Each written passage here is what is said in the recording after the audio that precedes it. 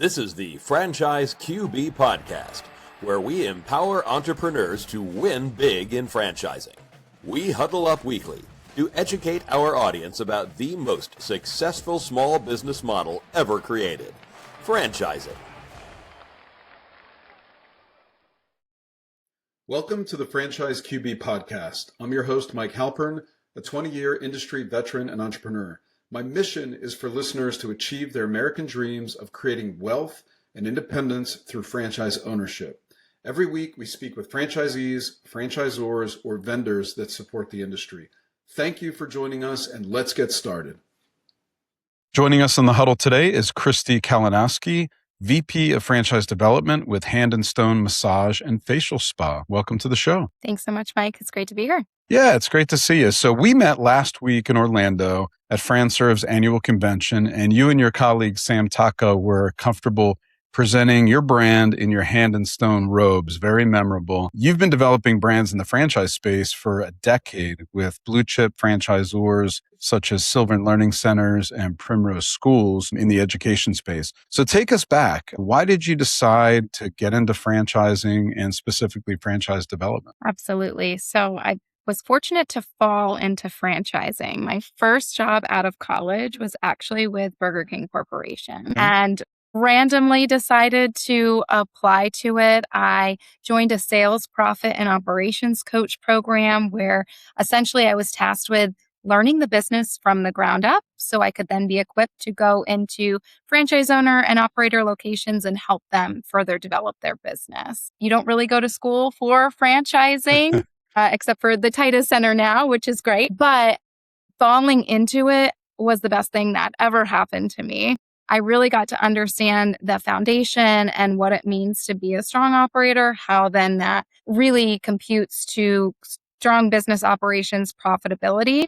And so then jumping into the sales side of things through Sylvan and then most recently with Primrose Schools, was fortunate to be able to attract those operators to the brand, help them learn more about the opportunity and dive into entrepreneurship themselves. So starting after graduating college, I didn't really imagine this career path for myself, but what a ride it has been and very fortunate to be. Yeah, no, it's really interesting because if I had a nickel for everyone that told me they fell into franchising, I'd have a whole bunch of nickels because that just seems to be the common thread between a lot of people. And what's kind of cool is you started an operation. So you were there looking at how owners operate their business and like being on the inside of that is really great foundation for being on the sales and development side, which is where you've spent the last 10 years. So that's really cool.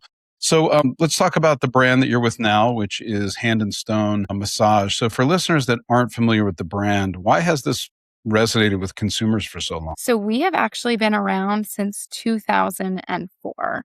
And we focus in two modalities, massage and facial. And I really think that is why our brand has withstood the test of time, because we're giving consumers options when they're coming into our spa every month. The goal is to obtain that monthly membership and really give consumers the affordable luxury that they deserve with massage and facial services. So that's why we exist and why we're continuing to expand, because what person doesn't want to take an hour to themselves once a month to disconnect, to pause, and really fuel themselves physically, emotionally, to then be their best self in their everyday life. Well, you partially answered my next question because I know why I like the wellness category, because my clients invest in it and I personally enjoy going to personal care concepts as a consumer.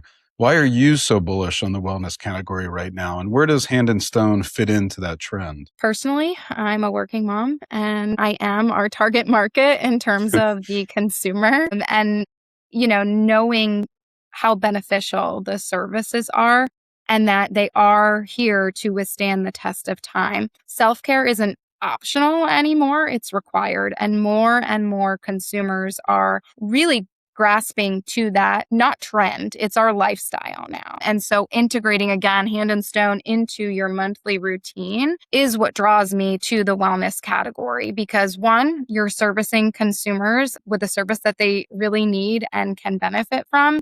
And two, entrepreneurs can build a great business and lifestyle around it. So when both of those things come together, you are providing the community with an environment that everyone can benefit. Yeah. And you made me aware that we have one in my neighborhood in Chantilly, Virginia. So I can't wait to go check that out. So, in your view, what makes Hand and Stone stand out from other franchise opportunities in the wellness and beauty space? Because there's quite a few of them, as we both know. There are. Our candidates have options. And for Hand and Stone specifically, knowing our history, we have achieved 20 years of consecutive growth in the category. That's not the same for every franchisor. We're also now 650 plus locations strong. Wow, that's massive. I didn't realize you guys were that big. Yeah, that's cool.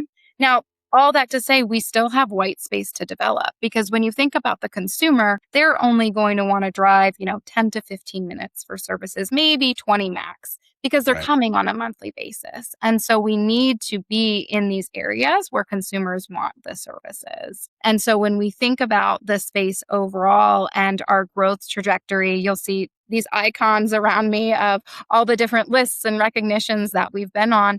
It's because we've built a well-oiled machine in a space, again, that can withstand the test of time. With Hand and Stone specifically, we're focused on being an affordable luxury. So our services, as a consumer, when you go, if you were to become a member of Hand and Stone, is only $79.95 to $99.95 a month, depending on what market you're in. That's where franchise owners are typically setting their prices. So when you think about a consumer's monthly budget, that well fits in terms of being able to make this commitment to yourself, going for an hour for either that massage or facial. And the great thing about our membership is that you can choose either or. And so you have that ability to really make the membership work for you at the times at which you need it. That's why Yeah, and I think think that is there's listed a in it. misconception out there. Like, we just got back from vacation, and at the resort we went to, 60-minute massages were $250. And I'm like, yeah, that's not happening. And, the fact that you can have a monthly membership for between 70 and $100, like, that's really, affordable for many people, especially for the type of service you receive in exchange. So one of the things, kind of switching gears, talking about prospective franchise owners that you and I work with, they care about the model, right? Like, it needs to be sustainable. It has to be something that is compelling. How does the membership program create recurring revenue and stability? And beyond memberships, can you touch on some other revenue streams that franchise owners can enjoy? Absolutely. So let's first talk about the scale of the model, because Hand and Stone members are able to enjoy services at any spa across the country. Cool. They're likely going to go to their home spa, right? Because that's where they're based. But say you're on a vacation with your family, like you just mentioned, you could find a Hand and Stone locally and enjoy services there. When we're thinking about the different revenue streams that are afforded to our franchise owners specifically, we have that membership model that, again, creates that recurring revenue and cash flow that our owners can count on. So that's the goal. However, we can still provide services to non-members coming in off the street and wanting to just experience the brand, or maybe they just don't want to commit to a membership. Now, I do have to say, Mike, we've made our membership very hard to say no to.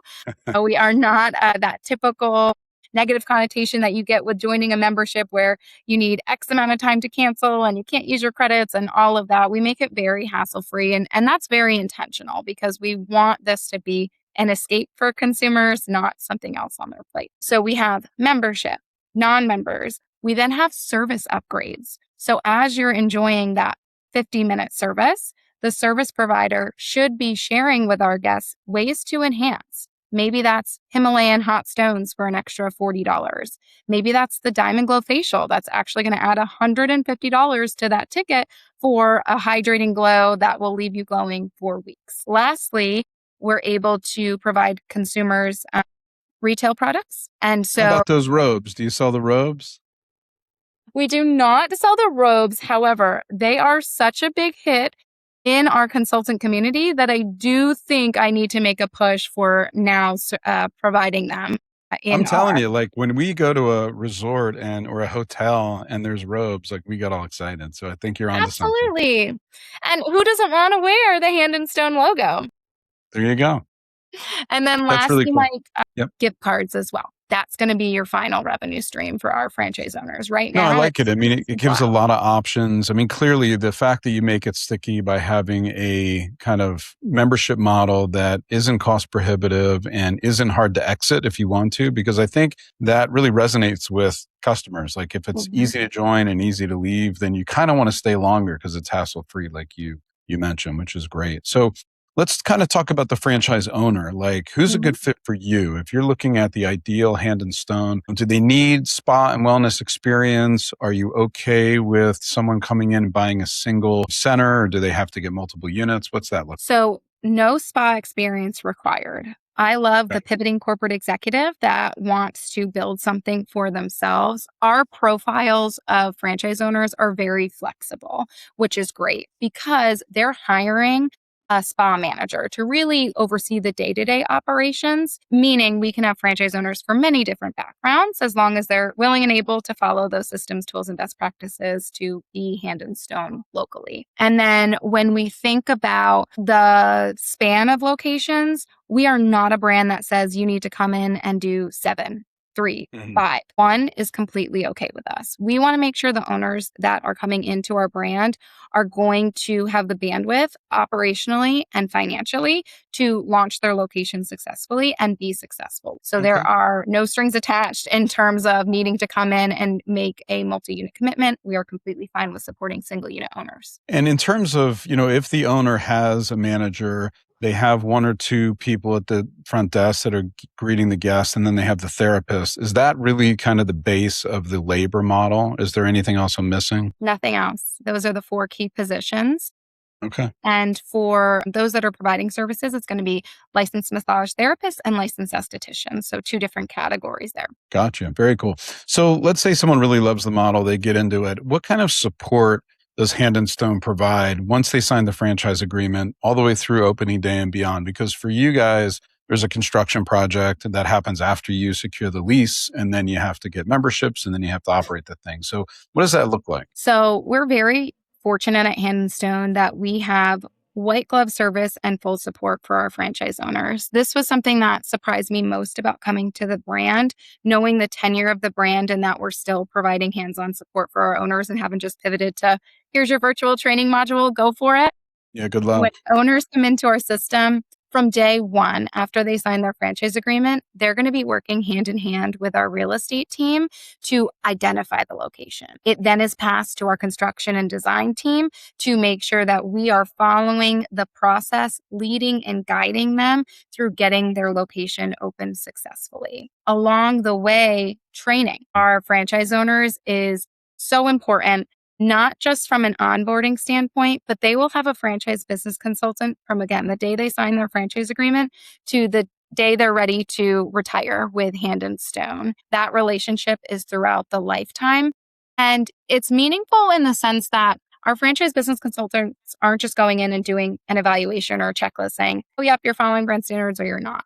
It's really working shoulder to shoulder with them, evaluating the business operation overall and meeting them where they are to provide that consultation, that advice to figure out how do we move the business forward. Very cool. So does training get involved when you're like 60 days out from opening, 30 days out from opening, or is that kind of a moving target? It's a moving target depending on how construction flows and that schedule. The great thing about Hand and Stone and having that white glove approach is you'll have a pre-opening project manager when you come into our system. And so she ends up triggering our training team and our support team at the appropriate time in the process based on how your project is moving forward.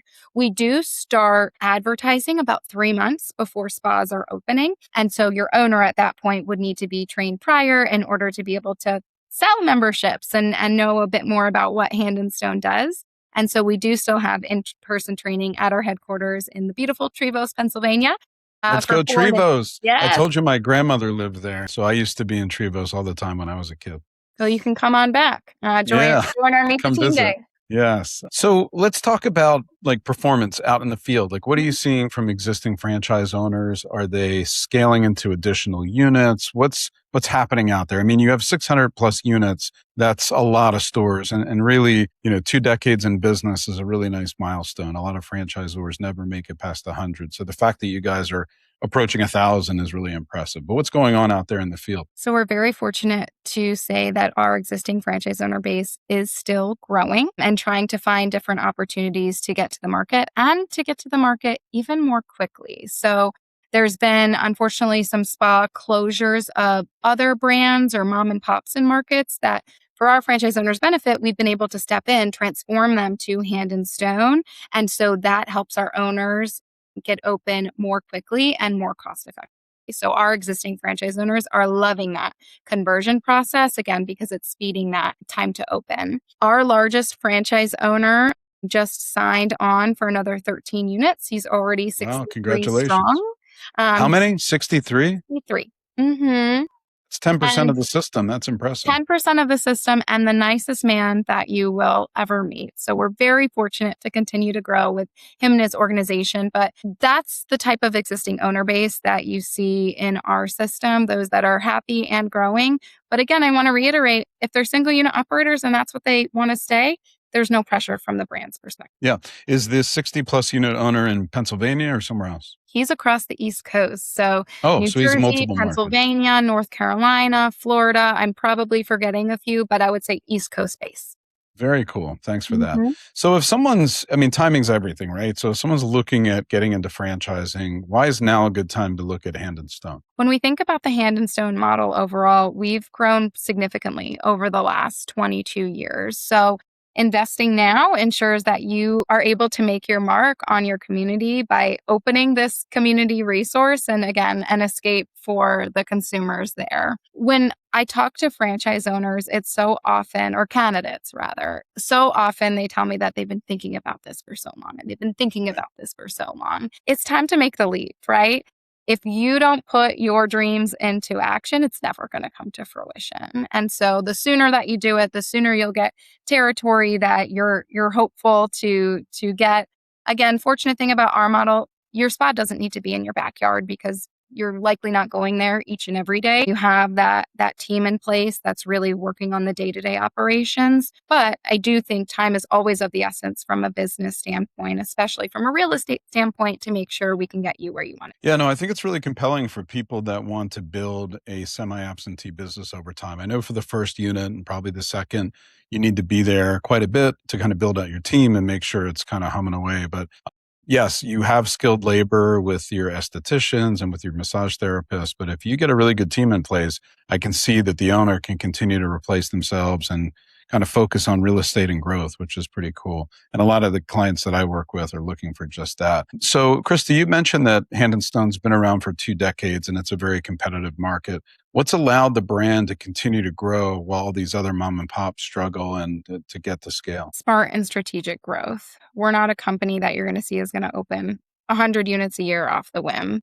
We care very much about the franchise owners that we're bringing into the system. Again, we still have an in-person meet the team day process. We haven't pivoted to virtual. We really want to get to know and understand everyone that's coming into our system and what their overall plan is. And so I think when you take that dedicated time and help paint the picture for owners of here's the support that you're going to get, and then here's the expectations from you and your team.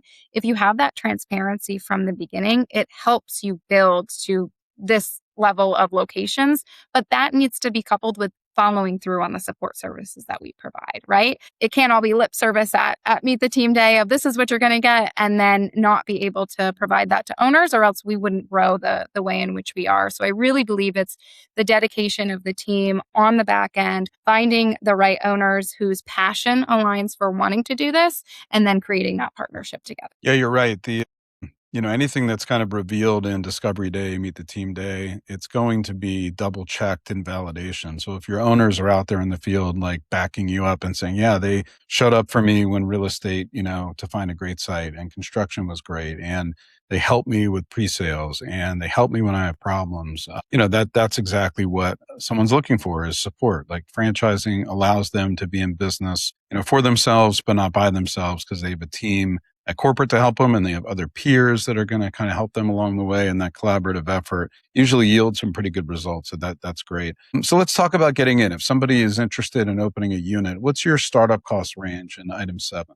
Just ballpark. Anywhere from $320,000 to $860,000. The reason for that range, Mike, and I'm quoting it directly, is because of the conversion opportunities. So Sure. if we were to just build out, I would say realistically think about $500,000 to $860,000. Okay, perfect. And then do you have an item 19 that would kind of educate a candidate as to what performance might look like? Our item 19 is very robust. And I sometimes get a little scared when I talk to candidates and they're evaluating brands and they don't have item 19. I'm like, how are you going to know what you're getting into? I've just been fortunate to, again, be with very strong brands where that was a priority. So our item 19 is very robust. It's going to show corporate spa performance because we do have 15 corporate spas, and then franchise owner performance as well. Looking at top line revenue on different categories and then revenue and expense categories so they can get a true picture of what this is going to look like. Yeah, and it's a really useful data point. And then when they talk to owners, they can fill in the blanks. So that's great. Well, Kristie, this has been a real treat. Anything else you want to add to the mix before we wrap up today? No, I would just say anyone who's interested in Hand and Stone, you have a great resource in Mike to be able to make those introductions to us. We trust him. So go ahead and inquire and he can get us connected directly. That's very sweet. Well, if anyone listening would like to connect with Kristie and her team to learn more about becoming a franchise owner with Hand and Stone, contact me at Franchise QB and I'll get you connected. Thank you so much, Kristie, for taking the time to get in the huddle with us today. Thank you, Mike. It was great. You got it. Thank you for listening to the Franchise QB podcast, where you're at the helm of your future as a franchise owner. If you enjoyed the content, please rate the show and recommend it to anyone that might be interested in franchising. Make sure to visit franchiseqb.com to subscribe to my newsletter and for an actionable playbook to go from walk-on to legend in your new business. Follow us on Twitter at QBFranchiseQB and join us every week for a new episode. See you next time. Visit franchiseqb.com to take the next step of your journey towards wealth, independence, and franchise ownership. And remember, when working for the man gets old, you must do something bold. Thank you for listening.